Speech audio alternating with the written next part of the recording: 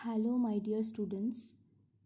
Today I will take the class on the subject of nursing foundation, and today's topic is very important topic, which is cardiopulmonary resuscitation or CPR. ठीक है, तो emergency management में बहुत सारा condition arise हो सकता है, such as asphyxia, choking, airway obstruction, drowning, shock, cardiac arrest, pulmonary arrest, ये सब। तो ये सब इमरजेंसी कंडीशन को हम लोग थ्रू सीपीआर दे के ट्रीट कर सकते हैं। तो कोई भी पेशेंट का हार्ट काम नहीं कर रहा है और पेशेंट का लंग भी काम नहीं कर रहा है, मीन्स पेशेंट का कोई भी ब्रीदिंग भी नहीं है, ब्रीदिंग भी नहीं है, पल्स भी नहीं है। तो ऐसा कंडीशन में हम लोग सीपीआर देके, ये एक प्रैक्टिकल बेस्ड टॉपिक है, तो सीपीआर में बहुत सारा स्टेप्स हम लोगों को फॉलो करना पड़ता है। ये देख के हम लोग पेशेंट का हार्ट एंड लंग का फंक्शन को रिकवर करके पेशेंट का जो लाइफ है उसको सेव कर सकते हैं। ठीक है, ये टॉपिक में हम लोग डिस्कस करेंगे the theory part of CPR। ठीक है, first I will discuss about the what does CPR stands for. C stands for cardio. I think you all know that what is cardio. Cardio means heart. P stands for pulmonary, means lungs. R stands for resuscitation, means recover. CPR ऐसा procedure है जिससे हम लोग कोई भी patient का heart and lung का function को रिकवर कर सकते हैं। ठीक है, next I will discuss about the definition of CPR। First definition, cardiopulmonary resuscitation is a technique of basic life support for the purposes of oxygenation to the heart, lungs and brain until and unless the appropriate medical treatment can come and restore the normal cardiopulmonary function। तो CPR ऐसा एक technique है और basic life support एक technique है जिससे हम लोग कोई भी पेशेंट का हार्ट, लंग, ब्रेन में ऑक्सीजनेशन का लेवल, मीन्स ऑक्सीजन सप्लाई, उसको इम्प्रूव कर सकते हैं जितना टाइम तक कोई भी मेडिकल टीम वहाँ पे नहीं आ जाए। उतना टाइम तक ये CPR करके हम लोग पेशेंट का हार्ट, लंग, ब्रेन में ऑक्सीजन सप्लाई इम्प्रूव करके पेशेंट का लाइफ को हम लोग सेव कर सकते हैं। ठीक है, another definition is cardiopulmonary resuscitation is a series of steps used to establish artificial ventilation and circulation in the patient who is not breathing and has no pulse। तो कोई भी पेशेंट जिसका कोई हार्ट बीट नहीं मिल रहा है, means pulse नहीं मिल रहा है और उसका ब्रीदिंग भी नहीं है, तो ऐसा कंडीशन में हम लोग CPR देके वो पेशेंट को आर्टिफिशियली रेस्पिरेशन देंगे और आर्टिफिशियली सर्कुलेशन देंगे, जिससे उसका जो हार्ट एंड लंग का फंक्शन जो बुरा हो गया था उसको हम लोग रिकवर करके नॉर्मल में ला सकते हैं। ठीक है, this is the definition of CPR। Next I will discuss about the purposes of CPR। First is the restore cardiopulmonary functioning. पहले से बोल रहे हैं CPR दे के हम लोग कोई भी पेशेंट का हार्ट एंड लंग का फंक्शन को रिस्टोर कर सकते हैं। Next, prevent irreversible brain damage for anoxia. तो हार्ट पंप करना बंद कर देगा तो क्या होगा, ब्लड सप्लाई नहीं होगा और लंग काम करना बंद कर देगा तो पेशेंट का कोई रेस्पिरेशन नहीं होगा तो ब्लड में ऑक्सीजन नहीं होगा, तो कोई भी टिश्यू में ऑक्सीजन सप्लाई और ब्लड सप्लाई नहीं होगा तो क्या होगा, वो टिश्यू डैमेज हो जाएगा। तो ऐसा कंडीशन में जब पेशेंट का हार्ट एंड लंग काम करना बंद कर देता है तो ब्रेन टिश्यू में कोई भी ऑक्सीजन नहीं पहुंच पाता है क्योंकि ब्लड सप्लाई नहीं है, तो ऑक्सीजन नहीं पहुंच पाएगा, ऑक्सीजन एब्सेंट ऑफ ऑक्सीजन होगा तो हम लोग उसको बोलेंगे एनोक्सिया। तो वहाँ पे ऑक्सीजन सप्लाई नहीं होने के वजह से ब्रेन टिश्यू जो है वहाँ पे डैमेज हो जाता है, तो थ्रू CPR हम लोग ब्रेन टिश्यू का डैमेज को प्रिवेंट कर सकते हैं। ठीक है, next, what are the indication, means कौन सा कंडीशन में हम लोग पेशेंट को CPR देंगे। First is the cardiac arrest. तो कार्डियक अरेस्ट क्या है, cardiac arrest is the loss of cardiac function and loss of consciousness. Means heart जब काम करना बंद कर देता है और उसके साथ पेशेंट क्या हो जाता है, अनकॉन्शियस हो जाता है, तब हम लोग उसको बोलते हैं कार्डियक अरेस्ट। तो हार्ट काम करना बंद कर देगा तो क्या होगा, कोई भी ब्लड सप्लाई नहीं होगा, और हम लोग कोई भी पेशेंट का हार्ट नहीं काम कर रहा है तो कैसे पता चलेगा, पेशेंट का कोई भी पार्ट में जहाँ पे हम लोग पाल्स चेक करते हैं कोई भी बॉडी पार्ट में पाल्स नहीं होगा, ठीक है। Next is the respiratory arrest, means जब लंग काम करना बंद कर देता है तब हम लोग उसको बोलते हैं रेस्पिरेटरी अरेस्ट, मीन्स पेशेंट का कोई रेस्पिरेशन नहीं होगा, ठीक है। और कॉम्बिनेशन ऑफ बोथ, मीन्स कोई भी पेशेंट का कार्डियक अरेस्ट भी हुआ है उसके साथ साथ रेस्पिरेटरी अरेस्ट भी हुआ है, ऐसा कंडीशन में हम लोग पेशेंट को सीपीआर देते हैं। ऐसा कंडीशन में पेशेंट का पाल्स भी नहीं रहता है और रेस्पिरेशन भी नहीं रहता है, ठीक है। Next I will discuss about the causes of cardiac arrest. हम लोग उसको ईजीली कैसे याद रख सकते हैं, what are the causes of cardiac arrest, 6H and 4T, ये देख के हम लोग इजीली याद कर सकते हैं कार्डियक अरेस्ट का कौन सा कॉज है। First is the hypoxia. Hypoxia means कोई भी बॉडी टिश्यू और कोई भी ऑर्गन में ऑक्सीजन सप्लाई नहीं होगा तो हम लोग उसको बोलेंगे, ऑक्सीजन सप्लाई नॉर्मल जितना डिमांड होता है टिश्यू का उससे कम हो रहा है तो हम लोग उसको बोलेंगे hypoxia, decrease oxygen supply to the organ, okay. Next hypotension, सबको पता है what is hypotension. Next is the hypothermia, जब कोई भी पेशेंट का बॉडी टेम्परेचर 95 डिग्री फ़ारेनहाइट से कम हो जाता है तब हम लोग बोलते हैं उसका हाइपोथर्मिया हो गया है, तो हाइपोथर्मिया के कंडीशन में भी कार्डियक अरेस्ट हो सकता है। नेक्स्ट हाइपोग्लाइसेमिया, जब पेशेंट का blood glucose level normal level होता है, नॉर्मल लेवल से कम हो जाता है तब हम लोग उसको बोलते हैं hypoglycaemia. Next is the acidosis, means patient का बॉडी में जो ब्लड है वहाँ पे एसिड का लेवल ज़्यादा हो गया है। हम लोगों को सबको पता है कि कोई भी एसिड का कॉन्सेंट्रेशन हम लोग किससे डिनोट करते हैं, कॉन्सेंट्रेशन ऑफ H+, तो H is denoted for H+, okay. Next is the hypokalemia, जब पेशेंट का blood potassium level normal level से कम हो जाता है तब हम लोग बोलेंगे उसको हाइपोकैलेमिया हुआ है। तो 6T stands for those 6 condition, okay, those are the main 6 condition where the cardiac arrest takes place, okay. Another conditions are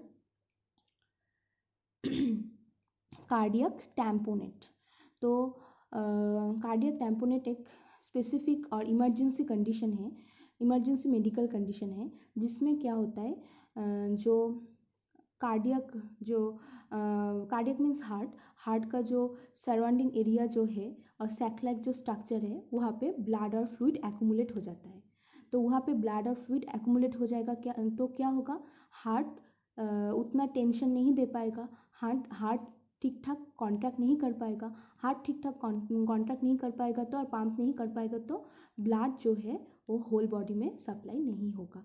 ये भी एक मेडिकल इमरजेंसी कंडीशन है, ठीक है।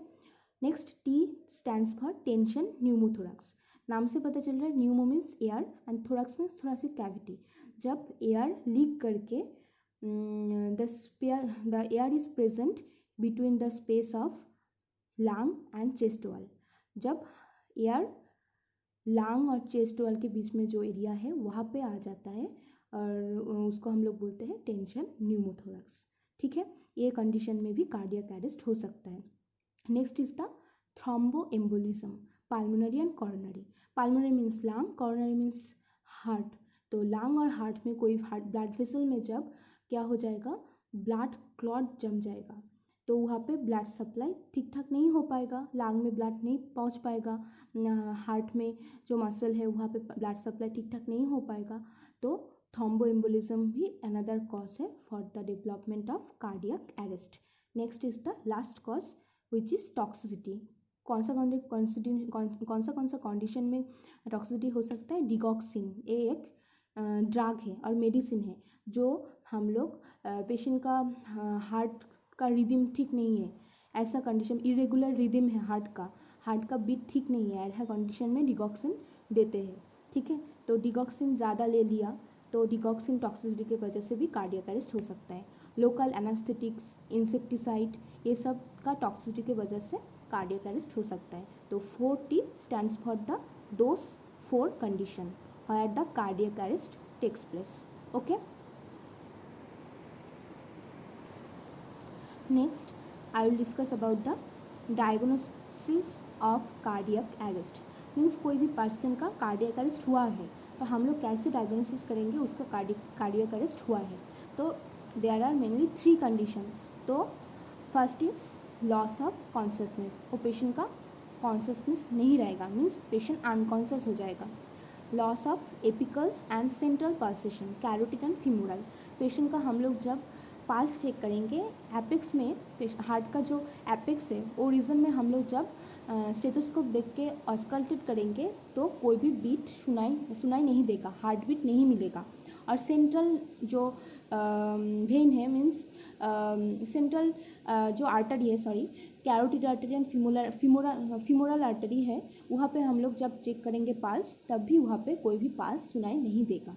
ठीक है, हम लोग कोई भी पाल्स यहाँ पे सेंट्रल पल्सेशन हम लोग नहीं फील कर पाएंगे. और एपेक्स में भी देखेंगे तो हार्ट का एपेक्स में मीन्स लेफ्ट साइड में, चेस्ट का लेफ्ट साइड में 9th इंटरकोस्टल जो स्पेस है वहाँ पे जब हम लोग ऑस्कल्टेशन करेंगे स्टेथोस्कोप देके, तब भी कोई एपेक्स बीट नहीं सुनाई देगा. ठीक है. Next is apnoea, means patient का कोई रेस्पिरेशन नहीं है. ठीक है. तो 3 कंडीशन जब पेशेंट का फुलफिल हो जाएगा तो हम लोगों को इजीली पता चल जाएगा पेशेंट का कार्डियक अरेस्ट हुआ है. हम लोग इजीली डायग्नोसिस कर पाएंगे क्या पेशेंट का कार्डियक अरेस्ट हुआ है. ठीक है. Now I will discuss about the how the CPR works. Mean CPR देने से हम लोग बार बार बोल रहे हैं पेशेंट का, कोई भी पेशेंट का हार्ट का फंक्शन नहीं है, हार्ट का कोई बीट नहीं है, लंग का कोई रेस्पिरेशन नहीं है, लंग काम नहीं कर रहा है, तो सीपीआर देने से हार्ट एंड लंग बहुत काम करना स्टार्ट करता है. हम लोग हार्ट एंड लंग का फंक्शन को इम्प्रूव कर सकते हैं. तो कैसे सीपीआर देने से क्या होता है, हार्ट एंड लंग का फंक्शन रिकवर होता है, वो यहाँ पे हम लोग डिस्कस करेंगे. First, the air we breathe in travels to our lungs where oxygen is picked up by our blood and then pumped by the heart to our tissues and organ. तो हम लोग जब ब्रीथ इन करते हैं, means inspiration करते हैं, जो हम लोग ब्रीदिंग करने के टाइम में हम लोगों का इंस्पिरेशन होता है, एक्सपिरेशन होता है ना. तो जो इंस्पिरेशन लेते हैं तब जो ऑक्सीजनेटेड एयर था वो कहाँ पे जाता है, लंग में जाता है. उसके बाद वो लंग से क्या होगा, जो ऑक्सीजन है वहाँ पे ऑक्सीजन ब्लड में चला जाएगा. तो ब्लड जो है, ब्लड ऑक्सीजनेटेड हो गया है, ब्लड में ऑक्सीजन का लेवल ज़्यादा हो गया है, तब वो ब्लड हार्ट में जाएगा. और हार्ट क्या करेगा, ये ऑक्सीजनेटेड ब्लड को पंप करके होल बॉडी में सप्लाई कर देगा, होल ऑर्गन में, होल टिश्यू में सप्लाई कर देगा. तो उसके वजह से होल ऑर्गन जो और भी टिश्यू है उसमें ऑक्सीजन सप्लाई मिल रहा है, न्यूट्रिशन मिल रहा है, जिसके वजह से वो टिश्यू वगैरह ठीक ठाक है, उसका फंक्शन काम कर रहा है, फंक्शन ठीक ठाक हो रहा है. ठीक है. When a person experience cardiac arrest, whether due to heart failure in adults or the elderly or an injury such as near drowning or severe trauma in a child, the heart goes from a normal arrhythmic pattern called ventricular fibrillation and eventually ceases to beat together. तो कोई भी patient का cardiac arrest हो गया है, बहुत सारा condition में हम लोग देखा, बहुत सारा कंडीशन में कार्डियक अरेस्ट हो सकता है. तो किसी का कार्डियक अरेस्ट हो गया है तो हार्ट जो है वो नॉर्मल पैटर्न में ब्रीथ नहीं कर पाएगा. हार्ट का एक रिदम होता है ना बीट करने का, वो नहीं हो पाएगा. उस कंडीशन को हम लोग बोलेंगे ventricular fibrillation. Means heart irregularly beat करेगा और कभी कभी बीट करना बंद कर देगा. ठीक है. This prevents oxygen from circulating throughout the body and rapidly kill cells and tissue. जिसकी वजह से हार्ट बीट नहीं कर पा रहा है, मीन्स हार्ट कोई पंप नहीं कर रहा है, पंप नहीं करेगा तो कोई भी ब्लड होल बॉडी में सप्लाई नहीं होगा, और ब्लड नहीं सप्लाई होगा तो क्या होगा, ऑक्सीजन सप्लाई भी टिश्यू ऑर्गन में नहीं मिलेगा, तो टिश्यू और ऑर्गन डैमेज हो जाएगा, टिश्यू सेल सब कुछ डैमेज हो जाएगा, वो फंक्शन नहीं कर पाएगा. ठीक है.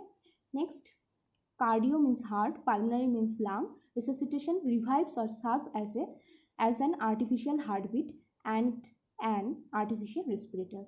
तो हम लोग सीपीआर दे के क्या करेंगे, पेशेंट को आर्टिफिशियल हार्ट बीट प्रोवाइड करेंगे through compression and artificial respiration provide करेंगे थ्रू रेस्क्यू ब्रीदिंग, ठीक है।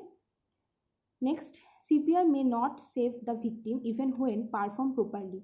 सीपीआर देने से ही सब लोगों को लग सकता है सीपीआर देने से ही पेशेंट का लाइफ हम लोग सेव कर पाते हैं, तो सीपीआर देने से पेशेंट का लाइफ सेव कर पाता है, तो पेशेंट का तो डेथ ही नहीं होना चाहिए था, बट ऐसा नहीं है, हर कंडीशन में ये इफेक्टिव नहीं होता है। सीपीआर ठीक ठाक देना पड़ेगा विक्टिम को, वो परफॉर्म हम लोगों को प्रॉपरली करना चाहिए, ठीक है। But if started with in 4 minute of cardiac arrest and defibrillation is provided with in 10 minutes, a person has a 40% chance of survival. तो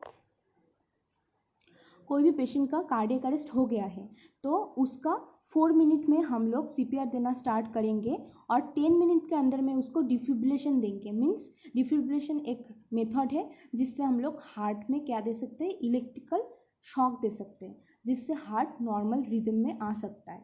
तो ये देंगे तो कोई भी पर्सन का सर्वाइवल चांस है 40% ओनली, ठीक है। हर सीपीआर देने से पेशेंट को हम लोग रिकवर कर पाएंगे, पेशेंट का लाइफ सेव कर पाएंगे, ये ठीक नहीं है, ठीक है। बट हम लोगों को ट्राई करना पड़ेगा, ठीक है। 40% चांस भी कभी कभी सक्सेसफुल हो जाता है, ठीक है। तो in this way the CPR works, okay. मैं डिस्क्रिप्शन में एक लिंक दे दूँगी, एनिमेटेड वीडियो का एक लिंक दे दूँगी, जो देख के तुम लोगों का पता चल जाएगा कैसे सीपीआर काम करता है, ठीक है। और कैसे कोई पर्सन को डिफिब्रिलेशन देते हैं वो भी वीडियो मैं डाल दूँगी, जिससे देख के तुम्हारा कॉन्सेप्ट जो है वो एकदम क्लियर हो जाएगा, ठीक है। Next I will discuss about the phases of cardiopulmonary resuscitation. तो कोई भी पेशेंट का सीपीआर देने का बहुत सारा स्टेप्स होता है और फेजेस होता है, तो हम लोग यहाँ पे वो डिस्कस करेंगे। First phase is the basic life support, यही तुम लोगों का सिलेबस में है और ये टॉपिक में मैं ओनली बेसिक लाइफ सपोर्ट ही पढ़ाऊँगी, ठीक है। बेसिक लाइफ सपोर्ट और BLS, इसमें मेनली 3 स्टेप हैं, तुम लोगों को याद रखना पड़ेगा। CAB, C stands for circulation, जो हम लोग पेशेंट का सर्कुलेशन जो है, ब्लड सर्कुलेशन, वो इम्प्रूव कर पाएंगे through chest compression, okay. A stands for airway, कभी कभी पेशेंट का एयरवे ऑब्स्ट्रक्ट रहता है, क्लियर नहीं रहता है, जिसके वजह से पेशेंट का कार्डियक अरेस्ट, रेस्पिरेटरी अरेस्ट हो सकता है, तो एयरवे को क्लियर हम लोग कैसे करेंगे बाद में हम लोग डिस्कस कर रहे हैं। B stands for breathing, patient को आर्टिफिशियल ब्रीदिंग देना पड़ेगा, ठीक है। Next phase is the phase 2, which is advance cardiac life support, ACLS।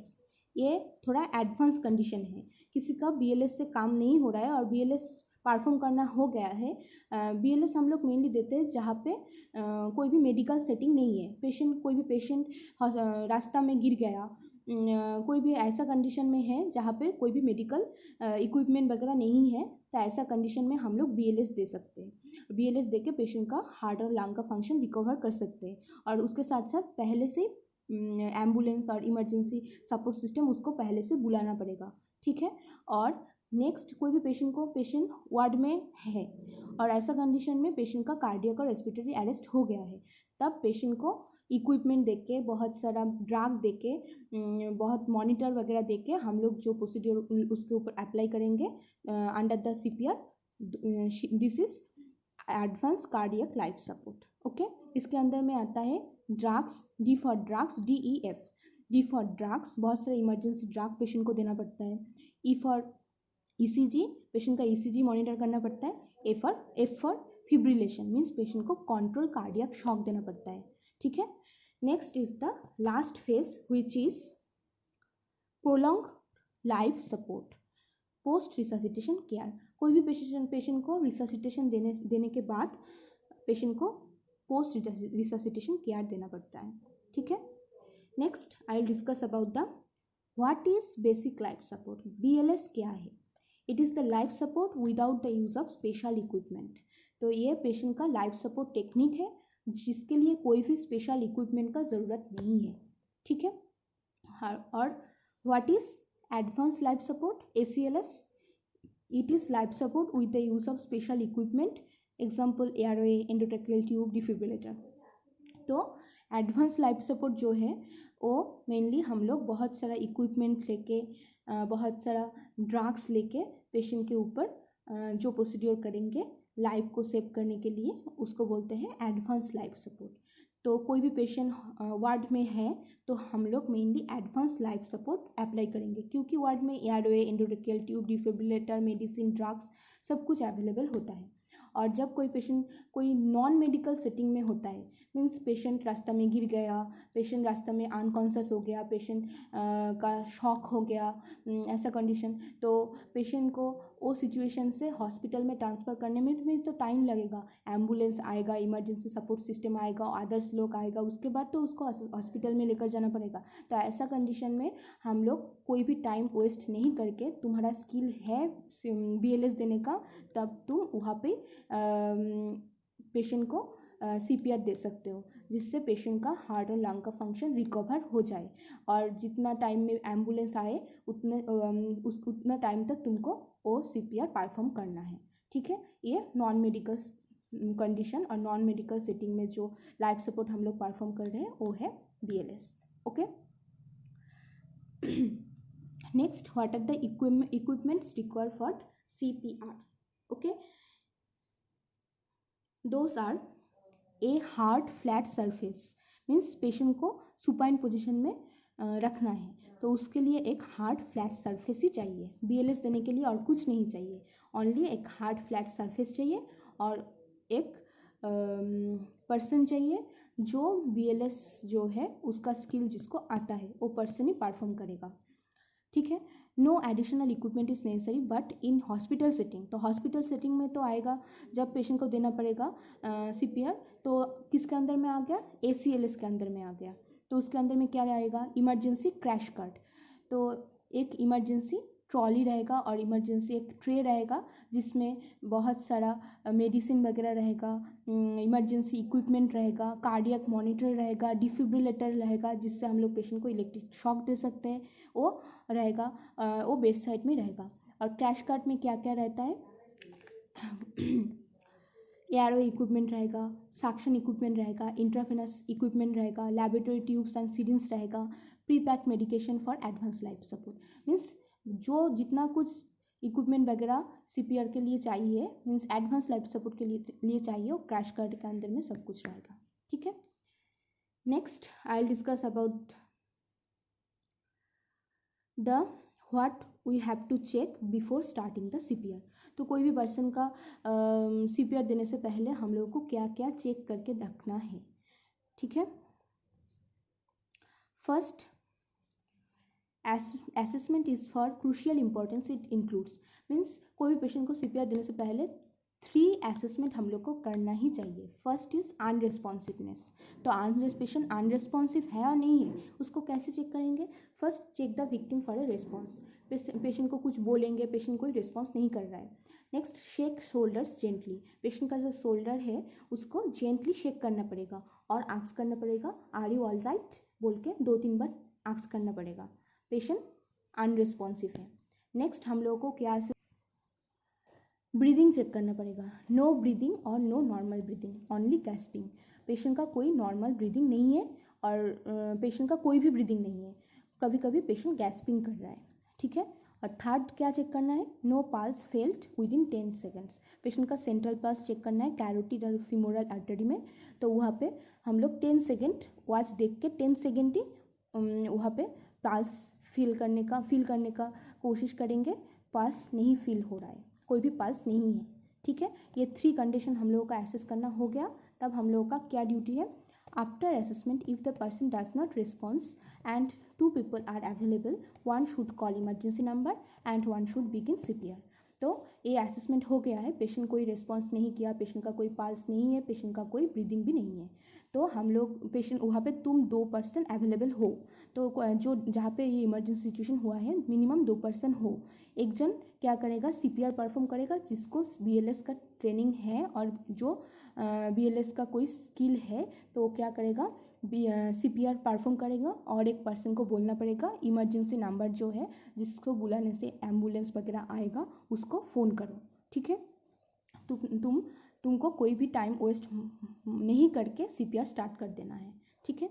Next is the if you are alone and have immediate access to a telephone, call emergency before beginning CPR unless you think the person has become unresponsive because of suffocation such as from drowning. In this special case, begin CPR for 1 minute and then call emergency number.